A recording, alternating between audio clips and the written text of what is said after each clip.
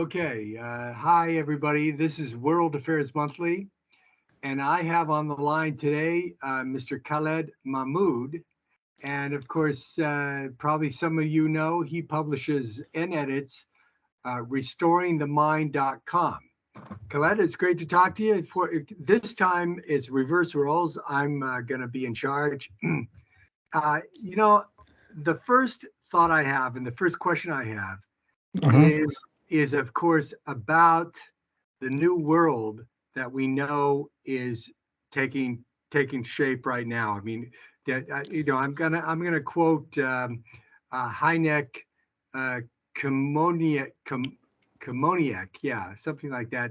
The Czech ambassador to Washington. He said that in the first minute or two of the interview. Well, when I had a chance to let him talk. So the new world's, being shaped or formed, whatever you call it. And, he admitted we don't know what that's going to be. But my question is, what do you think that new world's going to be? Very interesting question, and thank you very much for having me today. Yeah, In my view, I think, I mean, like everybody else is kind of writing about it and yeah, mentioning it that the power is shifting from the American or from the West to the East. Okay, yeah. so I actually am expecting and I'm actually seeing the rules of the game being changed a little bit. Yeah. Okay, quite considerably. Whereas in the past, I think the Americans had the gunboat diplomacy and everything, but now I think the Chinese have a totally different strategy with that, and they are kind of not doing exactly similar thing in that sense. In they're going to the Africa, they're after the natural resources, but they're also kind of helping develop those regions as well. And I've seen kind of some of the changes they are bringing into Pakistan. I mean, they're not doing any favor to Pakistan. I'll tell you that. Okay. They are what they're doing is for their own benefit, for their own interest, which is very beneficial. And they're not doing any charity work. But that's what I meant to say by the favors. Well, Um, yeah, but if they help develop Pakistan, they that's are going to be helping. good for Pakistan. Yeah, that is. So they are So doing them a favor. they are help and they do come to rescue Pakistan and help Pakistan whenever Pakistan is in trouble, and Pakistan can always rely on the Chinese, Yeah. etc. So in that sense, I think whereas I think the Pakistani chief of army recently complained to the West and to the Americans that Pakistan was always let down. I mean, Pakistan gave America the money for the fighter jets, and Yeah. America refused to kind of give the money for a certain amount for a long period, and then didn't give them jets either. Whereas China is actually transferring the whole technology and making Pakistan a partner in developing those jets, which are All right. being made But in let me partnership. let me So interrupt you there and is. just, yeah. Yeah, go ahead. Well, no, I see what you're saying, but we have the Washington D.C. Bretton Woods, whatever you want to call it, Mhm. all created after World War II, and then we had this Cold War, and George Kennan warned against it. We have all that stuff, right? All that history. Now, what is the new world actually going to look like? Right. I I was mean, coming to that. I was coming to that just because I was yeah, just building get up your to crystal that ball out. because I was kind of trying to say, some of the changes that have taken place in the last 30 years. Okay. Whereas, the Asian countries like, which are small players like Pakistan have, tried to turn away to some extent Yeah. from the West and towards the East. Okay, and why they have done so, because the rules are totally different. And similarly with the, I think the Chinese have their own loaning money out and things like that, whereas to these countries, Yeah. American way of doing things with the hegemony of the dollar, that's coming to the end. And the Chinese yuan is kind of beginning to rise, but I don't know how long it will take for the Chinese yuan to become a reserve currency. Maybe another 6 months, maybe a year, maybe 2 years. I don't know, but it's still in the making. I think so. The Chinese and the Russians are moving towards gold. So that's another kind of, and what I see is the West is panicking at the moment. The Americans are in a panic mode and in a desperation mode. And you can see that desperation taking shape in Asia more than anywhere else. And they have recently tried to regime change in Sri Lanka, in Pakistan, in Kazakhstan, and in so many other countries. I think Kyrgyzstan as well.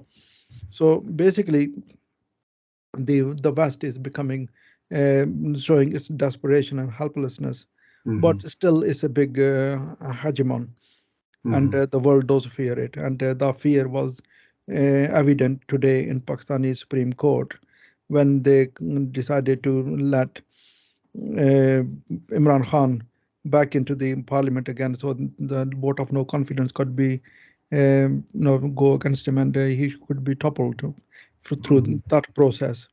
Okay, which is what the Americans wanted.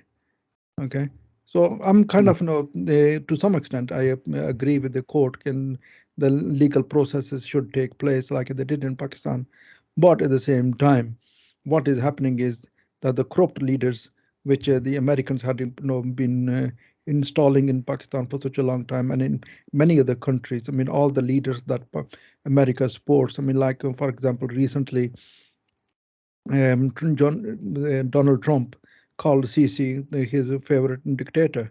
So all these corrupt leaders in Arab countries and Asian countries, etc., they have been there because at the behest of the hegemon, the Western hegemon, the Yeah, yeah, Americans. no doubt, no doubt. Okay, and all that is actually powered by the Bretton Woods, like you said. Okay, so that Bretton Woods has to fall so that the world can But actually take a new shape. yeah, okay. I'm looking at the Pakistani rupee chart. So Mhm. US dollar to Pakistani rupee, and everybody can look at it, the same chart at tradingeconomics.com. So if you go to all the years, and I'm looking at the Pakistani rupee in say 2006 or 2008 or something like that, traded at $60 per 60 rupee. I'm sorry, 60 rupee to dollar, Pakistani rupee to dollar. Today it's 188. Mhm. So the disarray and the disintegration and the living standards have just plummeted in Pakistan. If you look at the value of the currency, so I mean it's funny you and I are talking about how the United States is losing out, but it looks like the periphery nations around China, around Russia, even including Russia, are disintegrating. You know, and or at least the living standard. But anyway, then let me go to so from 60 to 188, and Mhm. you math wizards out there, you can tell me how much it's lost. 60 times 3, 108. It's about lost three times its value, right? Yeah. About three times its value. Okay, let's go to the Indian rupee. And the Indian rupee uh, in 1985 or 83, something like that, was 10 rupees to the dollar. And now it's 76 rupees to the dollar. So let's see, how much is it lost? My goodness, it's how much is that, Khaled? Do math wizards? It's lost around about, I Like think good nearly, since I'm looking at 10 hang on one. rupee 10 rupee, and now it was like I said, it's 85 Mm, is 10 rupee, and now it's 76 mm, rupee, or call it 80 rupee. So it's lost. It maybe I'm wrong, but it's lost eight times its value. be. Yeah. So all I'm thinking is that I'm going to kind of nail you on this question. Uh, the United States rose up because of this intervention in the Eastern Hemisphere, Eurasia, right? The Halford Mackinder thesis, Hmm. and did that in the 30s, and really didn't have that much difficulty, although they had some problem where they had to use nuclear weapons against the Japanese. So, but it wasn't that difficult. But Eurasia really was wiped out, because they were, fighting each other basically and wanting to develop really powerful system, and the Germans wanted powerful system, the Japanese, etc. So, but now we have this America, which is sort of the hegemon, like you said, but it's petering out. So what are the Asians going to do? Europeans and Asians going to do when the hegemon really can't afford to intervene? So that's what I'm trying to get at. What is the world going to look like? And you see what I'm saying? Yes. We're looking at an America that really can no longer afford to intervene. Yeah, we have all the weapons, we have everything, but it's a long way over there, and it's a lot of energy, and we're bankrupt. I've told the audience many times anyway. So I'm just wondering if you have any insights or ideas about what the Asians are going to do when they realize that the United States is no longer going to intervene. Okay, so let's I just move think this I think on. that I think to Yeah, some extent the Central Asians have actually Eurasians have actually realized that they are much more powerful yeah. than they were led to believe in the past, and they do have natural resources. I mean, Turkmenistan is I think the fourth largest uh, has the fourth largest gas reserves in the world after Hmm. Russia, Saudi Arabia, Qatar, and I think America or something. So Hmm. Turkmenistan is the fourth one. So Yeah, having such a big reserves in the Central Asia. Okay, so it's not just the Turkmenistan, it's the others who kind of, and yeah. America is at the moment desperately trying to keep hold of its grip in Central Asia and in Euro Asia, and that is part of the game that is being played in Ukraine as well. That Hmm. America wants to keep its hold on it, the Euro Well, Asian uh, yeah. area.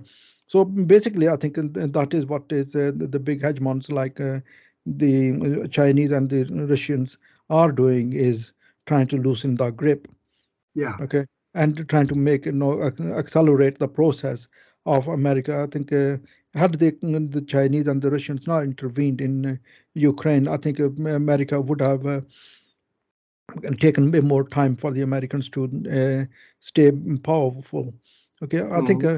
America hasn't done itself a favor either by kind of going into the Middle East and everything. I think that has, in a way, Yeah. in my personal opinion, okay, you may have a different opinion, but I No. think it has accelerated the process of its decline by Oh, going. definitely. Yeah. Okay, Oh, so yeah. it has bled to death, bled quite heavily, especially in Afghanistan, okay, and in Yeah. Iraq as well. So Well, it's the I same really old story, isn't I it, Khaled? sometimes doubt whether how wise it was a decision to go to Afghanistan and there's 20 years of spending so much Yeah, there. I mean, the I agree. Well, I'm going American to turn billionaires you. gained, Yeah, but I'm going to turn. Let me interrupt just as quickly. Say, I'm going to turn you to that age-old question. How big is your bank account, right? yes, I mean, if the British started running out of money, they had to that dissolved the empire, right? true. I I mean, mean, that is what led to the that's decline the of the bottom American. line. True. I mean, the United States is a net debtor. I've said this in my interviews with you Mhm. when you interview me, but yeah, I think the first one I said the United States is a huge net debtor. So we need to, if we need to do anything, and we need to do something right now, well, not we, the Ashkenazi Jews want to do something, they're going to have to borrow the money or print the money. So uh, we're I think broke. I mean, you may have a different opinion again, and Yeah. that America is based on capitalism, capitalist economy. But I would sometimes say it's actually the whole empire is based on debt. It's on Oh, the no question. I agree with okay. you. Yeah. and all they do is just go to other countries, and what the empire does is forces them countries To regime borrow. change Yeah. and to borrow money. So the Yes. new regime that's coming in Pakistan now will be kind of borrowing more money, Oh, and the absolutely. previous one, every regime, every time, and that is part and parcel of the democracy. That is what's the problem with the Well, democracy. Every if time I there's a regime change, every time every 4 years, 5 years, they change the rulers, and the new rulers go there and borrow more money, and they do the corruption bit and everything, and then five cut, years later, you, yes. you know that the borrowing rate was growing a little bit, but rather steady until Imran Khan, and then it just shot up. Yes, and Yeah. Pakistan has a huge debt problem now, Yeah. and Because of him. Because of him. so he has mismanaged. I mean, I would agree with that. That he has kind of his finance minister, particularly, he made bad choices in the choosing his uh, Hmm. finance ministers, Yeah. and I don't think he was ever happy. I mean, his first finance minister was his colleague Asad Umar, and the guy Yeah. had no idea what to do. Well, And let's go back.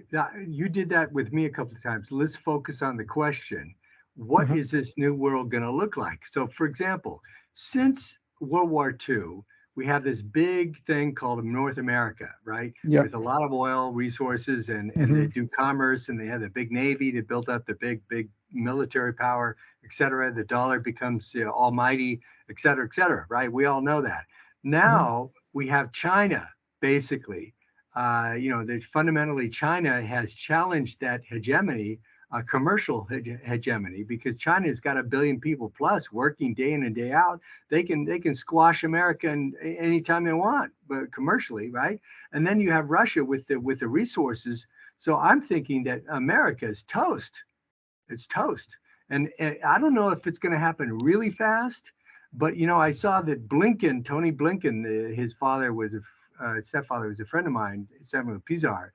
He's Jewish, of course. He probably worked for Mossad, but he's saying that he was trying to defend the United States from the accusations that we're not sending any weapons to Ukraine. So, you know, nothing's going over to Ukraine, and you know why it's not going there? Because they don't want to get nuked. true. Anyway, I'm talking too much, but back to the question: just how bold are the players in Asia and Eurasia going to be when they realize that America is tapped out and they can't intervene? You see, what I'm thinking at the moment is that America's fall, right, seems inevitable at the moment. Okay, I mean it Yeah. takes another few years, and it's a reserve currency status of the dollar is going, and America as a hegemon already. Putin has declared that the world is no longer unipolar; it is multipolar. Yeah. So that certain facts are already established. Okay, Hmm. let's say that within the next decade, American economy takes a hit, and America, in every sense, is no longer number one, and the Uh, China takes over. Okay, hmm. I mean, we already seen how bad America is in its way of doing things in the world and everything, and Yeah. its gunboat and diplomacy and Yeah. continuous wars and everything like that. Right. But sometimes I even ask myself, in the new world that is being created and where China is the big boy, okay, Hmm. are people going to be really that excited the way they are kind of at the moment? Everybody is just focused on the fall of America. Right. They're Well, that's not what I'm really asking. Yeah. that is, and what about once, a decade later, when we are being ruled by the Chinese, or when we have the Chinese as the decision makers in the global affairs, Yeah. and or the leading decision makers, and they kind of want to make the world in their the way they want to make it. And I But sometimes yeah, but think about, Gail DeVerberg and I agree on this. If you don't have the energy, that is mhm, the fuel, how are you going to go over and bully people around? You're not going to. So if the world's going to fracture into pieces, and it will be like 1830 or mhm. 1890, before crude oil became a supreme power. True. right? That's what I Uh, think. I I mean, agree. how And do you react? uh, apart from the energy, I mean, the thing is, the problem with the Chinese is they're not only just short on energy, they're also short on ideology.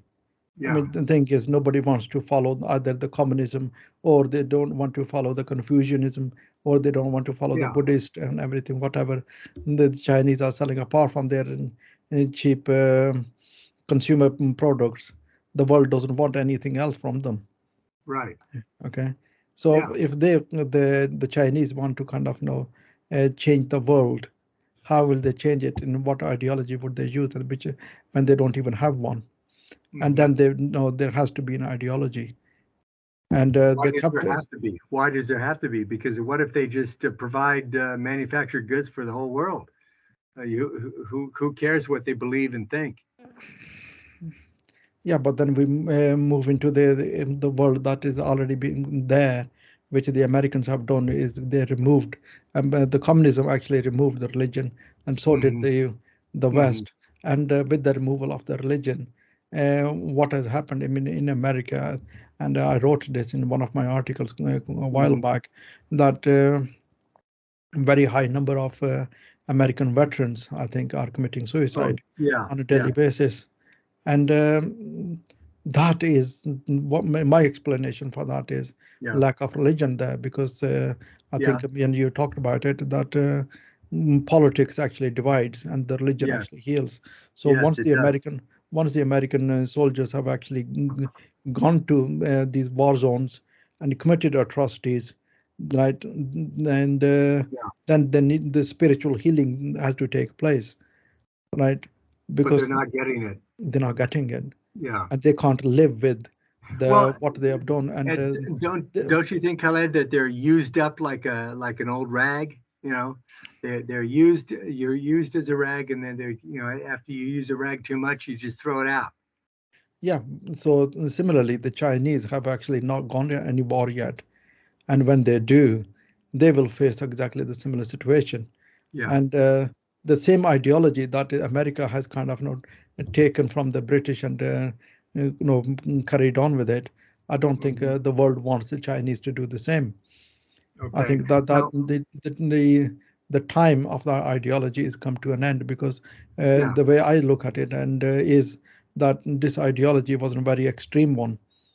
yeah, The atheist, you can call it, or whatever religion, and yeah, just capitalism and trying to consumer, what yeah, do you call it, yeah. based Spending stuff, buying stuff. spending, and Yeah.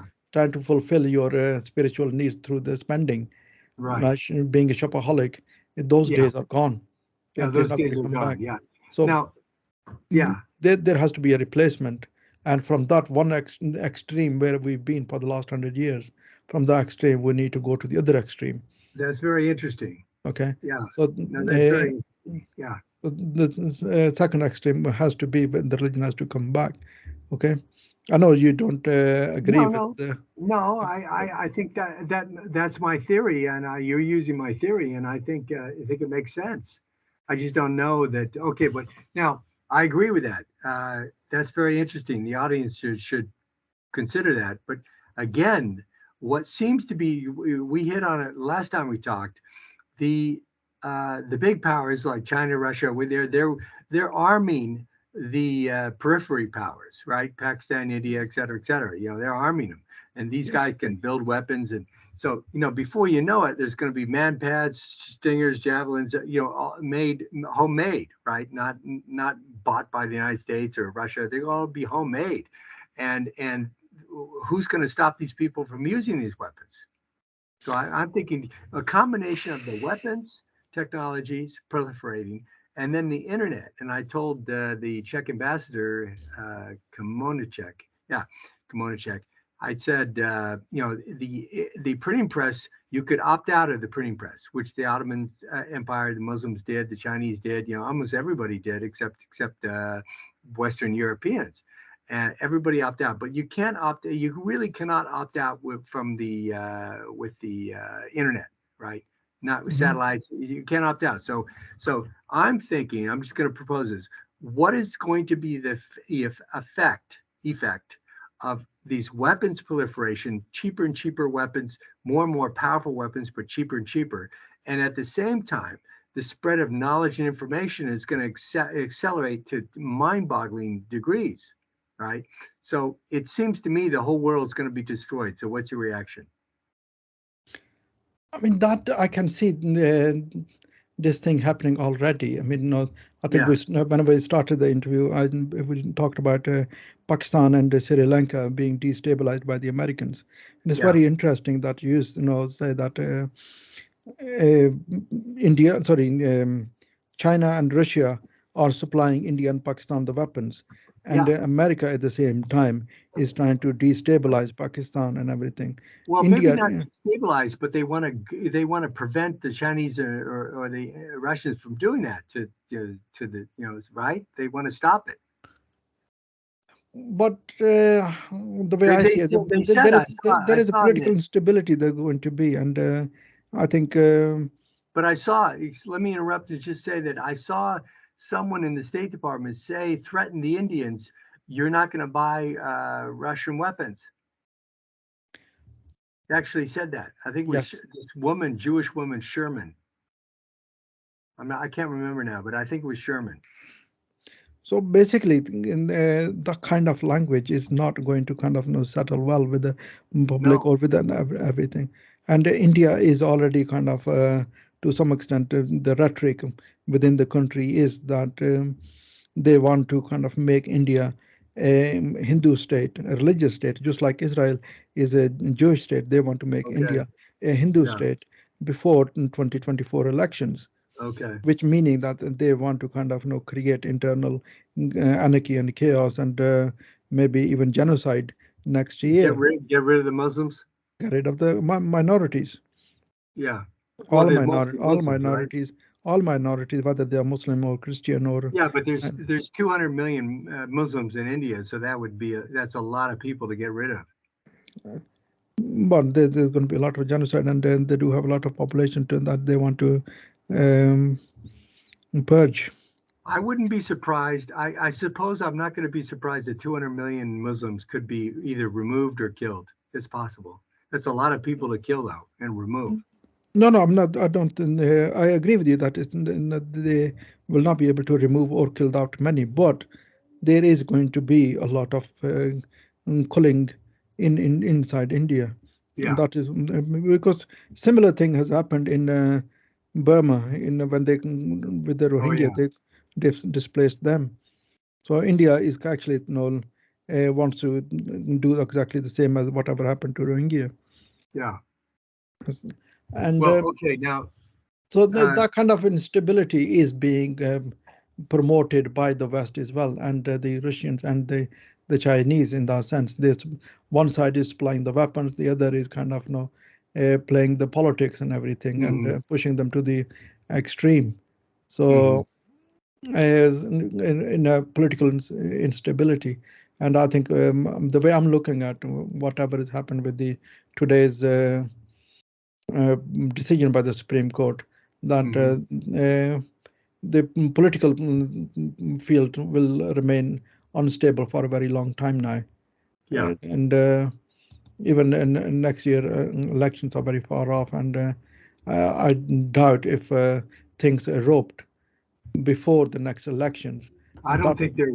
My guess is that if I can interject to just say, I very much doubt that the Pakistan Republic or whatever you call it is going to continue. I think everything's going to fall apart. There'll be no more government. that is exactly my fear as well. That Really? Yeah. Yeah. one of the reasons the Americans wanted to bring in these corrupt people there is because I think although he was inept in certain ways, Imran Khan, but at least Mhm. he was an honest leader. Yeah. Okay, Okay. and that was his Well, his recent um, mistake was not to agree to the pro-Ukraine, not supporting Ukraine. That's what they wanted him to do. But all right, let's go back to the ultimate question here. mhm. It's 2022, right? No one really predicted, no one really thought that Russian government would invade Ukraine and its military operation, which is obviously a pretty big deal. No one thought that. I kind of figured it was very, very likely, if not, almost certain, but no one wanted to believe it. Now we have this world that once again comes into view where human life is just not much worth much of anything. And you can kill people anytime you want because no one's going to stop you. Sure. Well, I think it would be a good idea if all these Asian countries could copy the French style and Oh yeah. bring the guillotines out. And Well, I'm glad you mentioned this because remember my one talk with Gail Tverberg. I said, the people realize, the French bourgeoisie realize that they're just not going to put up with this king's family anymore, and they're going to kill him. So that is exactly what is required in Pakistan and even in India. The Brahmins are kind of a big problem. I think that's what Putin has done. You know what? I think he's been inspired by me. I really do. I think he listened to that first interview we did on Afghanistan, and I'm thinking that holy shit. When did he start amassing the soldiers and troops and all the vehicles on the border of Ukraine? Do you know when he did that? No, I don't know that one. Yeah, we got to find out because I wonder if it was after the interview we did on Afghanistan, the first one we did. I don't know. I think if it was after, boy, that's pretty suspicious. Anyway, yeah, we have a problem of the people, ordinary people, being abused and ill-served by the decision makers, by the wealthy, by the elite. Yeah. That's what we have. That's the fundamental problem. That the Chinese government, Chinese people addressed that problem, and nobody else. Yeah, they hanged all the corrupt leadership. They hanged them. Yeah, quite a significant number. And in China. In China, I think more than 300 were hanged. Yeah, and I think that gave them some edge in development. Yes, definitely. Because Pakistan needs to do them, and that's where Imran Khan failed. Yes, absolutely. Well, he's just a cricket player. True. I mean, I'm not going to trash a guy. He seems okay, but he's just a cricket player. Well, I know, but he doesn't. Anybody does deserve due criticism, and in his, I think his party was, Tariq-e-Insaf, meaning the Justice Party. Yeah. Okay, and he did not really mean one thing that he, all his tenure, what he's failed to do is give justice to the people. I mean, the judiciary is still corrupt. The police are still corrupt. Right. Okay, the corruption in many ways, well, it's basically untouched. He's never made any progress on corruption. Yeah. I think rather than him, I would have preferred the General Zia style. What he used to do is he used to anybody he wanted to, or people who were kind of found guilty, and they used to be kind of in a public gathering. They used to be get the beating, the stake. I see. And I think that's some kind of deterrence, and that was needed for the corruption, and which he failed to do. Well, I go back to this idea that, if 500 years ago, say 1400s, I mentioned that, 20% of the population in Western Europe was bourgeois, right? Middle class, whatever you want to call these guys. Let's just say they're professional people, they're skilled, they're artisans, they deal in knowledge and information, and, they're capable people, and they have higher income because of that. And the problem we have in these other, Asian country, Eurasia, is that nobody really had a bourgeoisie. And now, this is what I want you to consider. Now you have the internet, and so you're forced into the modern world, right? But you don't want to. You don't want to be there. True. So I think it's going to be really, really devastating. It's going to be total destruction. A lot of purge is required. Yes. and Yes. and Uh, that is the shortage of energy and everything else. yeah. They're I think making people prepare that we don't have enough energy, we don't have enough food, and therefore we need to Yeah. reduce the population, and they're making people ready for that. And that's Hmm. the the issue that we are facing at the moment is um, and I would kind of I don't really agree with that. In my Hmm. opinion is that if we actually get rid of all this WEF and their cabal and everything, I Hmm. think the world can still carry on and continue Hmm. to have development. I don't think there is that much energy crisis. A lot of it is manufactured, although Gail Tverberg actually thinks that there is Hmm. that supply and demand issue, and supply, no, sorry, demand is exceeding the supply. Yeah. Well, yeah. Okay, but at the It moment, is. Yeah. I'm not sure that is really the case, right? At the moment, because I think, Well, go on. well, remember I told you about tight oil. Hmm. Tight oil in the United States represents about half of the production of oil, and tight oil is very expensive to get out of the earth. You know. So we're at the end of the run. You know, the easy stuff has been gotten out of the earth, and the difficult stuff is now coming out, but at great expense. So definitely, there's going to be a supply-demand imbalance.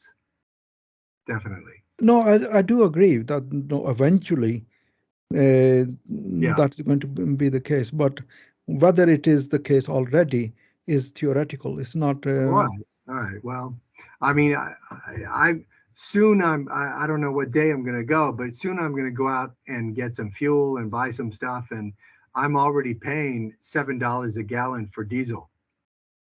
$7 a gallon. 4 years ago, it was probably a little bit less than $4. That's a big Well, change. it's going to be doubled. You know, Mhm. what's that? I think it's a big change. It's similar over here. The price over here has Yeah. gone up significantly as well. So, and I don't know how many people in the audience know what California is like, Los Angeles, but everybody's using their vehicle. They're driving all over. So it's the end of America. If you know, here in California, it's much worse because the fuel prices are higher. But my goodness, it's the end. It's people are not going to be able to afford it. Or you know, if they want to drive around, they're going to have to cut the other spending that they do, cut it back dramatically to pay for the fuel. Russia Well, has recently said that they will only give food out to friendly nations. friendly nations. Yeah, yeah, And will we kind of see the same thing happening with the energy as well? The energy will only be given to yeah, the. yeah. I think so. I mean, the other, by the way, you know, this. I know we talked about this all the So time in our interviews, but countries like Pakistan or any poor countries or third world countries, whatever even fourth world countries, okay, yeah, if they side with the America, and America after yeah, few years is and those countries count as unfriendly countries for Russia. Russia yeah. is not going to entertain them, That's right. and by siding with America and at this particular moment is going to be unhelpful to them in the future. No question. I wonder when the aircraft, commercial aircraft, or the shipping container. I mean the ships with containers. Excuse me. When they're oh, I got something in my throat. Excuse me. Um, the destruction of transport aircraft and ships. You know, this commerce is only possible because there's peace. And I don't know, the peace is falling away by the minute. I don't know. I got something in my throat. Excuse me. Um, I don't know, Ken. It looks okay. I I thought this would world would come to an end really about 40 years ago, and then here I am. In 2007, I said, okay, the world's going to come to an end. No one would believe me. You know, they're looking at me like I'm a kook or whatever. Who is this guy? Well, now it's actually coming to an end. I don't think we're going to put the Humpty Dumpty back together again. I don't see it. You don't see it, but I think that in the short run, I think the world is going to be quite dangerous. Yeah. But as soon as we remove Okay. these bad leadership, Yeah. okay, particularly from the related to the WEF, Yeah. okay, anybody that's related to them, if they are removed, okay, from power and everything, and those we bring in, genuine leaders in power, okay, Yeah. I think we will see a huge development take shape and take place again, Okay. and That's I very think the interesting. wealth will spread Yeah. everywhere. Yeah. It's about having these corrupt leaders at the top, which are loyal to the WEF and their cabal. They got to I be think that eliminated. they got to be eliminated. Yeah. No, I agree with you. And, remember I told you a couple of days ago or a week ago that I realized that World War II was likely because it happened because Ashkenazi Jews were leaving the Pale of Settlement, moving west into Hmm. Germany from 1870 or so. And they went into Germany and they caused a big hassle for all the Germans. They couldn't stand these people. And that was the cause of World War II. And of course, cause of World War III seems to me, I think there will be one.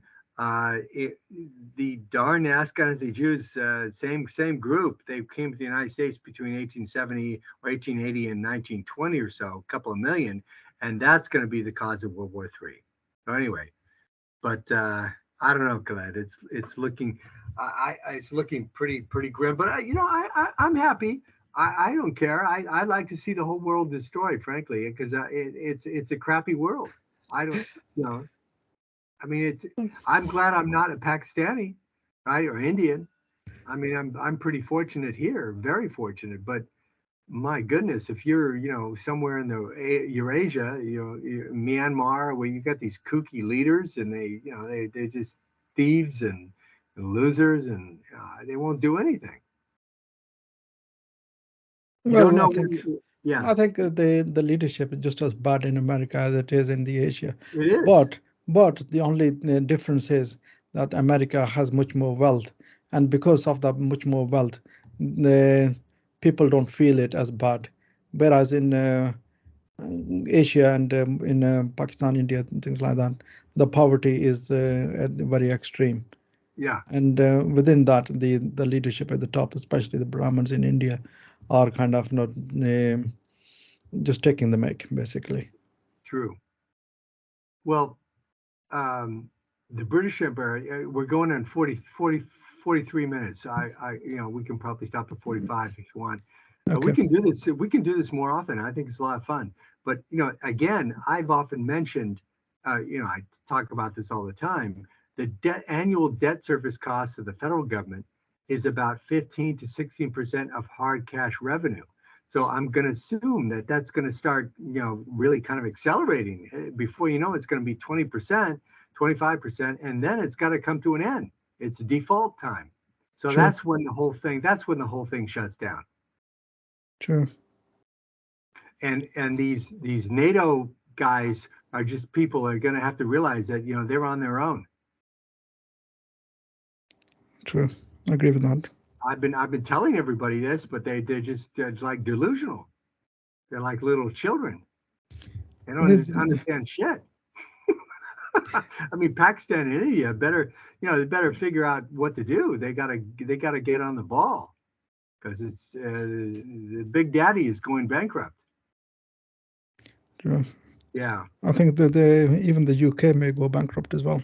Yeah, oh, definitely. I don't know the numbers for the UK, but I'm sure it's not far behind the United States, if not the same.